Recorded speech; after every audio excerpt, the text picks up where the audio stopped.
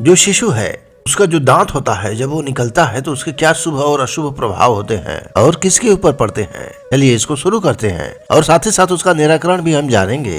बालक के जन्म के 6वें महीने में या उससे बाद में बालकों का दांत निकलना परम शुभकारी होता है। यदि 6वें महीने में पहले दांत का दर्शन हो तो बालक को सुख समझना चाहिए। 7वें महीने में यदि बालक को दांत निकले, बालक को अपने पिता से विशेष सुख भोग की प्राप्ति होती है। 8वें महीने में स्वस्थ शरीर की प्राप्ति होती है, यानी कि अच्छा शारीरिक विकास होता है।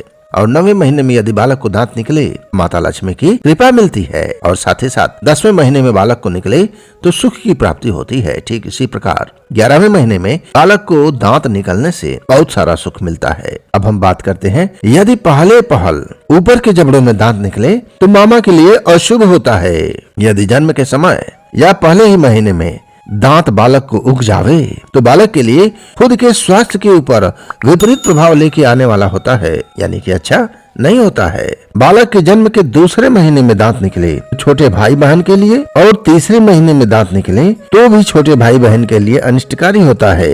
यदि बालक के जन्म के 4थे महीने में बालक का दांत निकलता है तो उसके माता के लिए, और 5वें महीने में यदि दांत निकलता है तो बड़े भाई बहन के लिए अशुभ परिणाम को लेके आता है।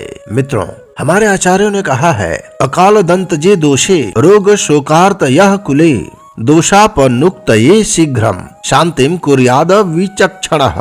अर्थात पहले महीने से लेकर 5वें महीने तक जब कभी भी बालक का दांत निकले तो उसे अकाल दंतोत्पत्ति कहते हैं, बिना समय के दांत का उत्पन्न होना। 1 साल के भीतर इसको आप ऐसे समझ लीजिए कि बालक के जन्म के जितने देर के बाद दांत निकलता है वह उस परिवार के लिए उतना ही ज्यादा शुभकारी होता है, और बालक के जन्म के जितना शीघ्र उसका दांत निकलता है उस कुल परिवार के लिए रोग शोक आदि होने की संभावना बन जाती है।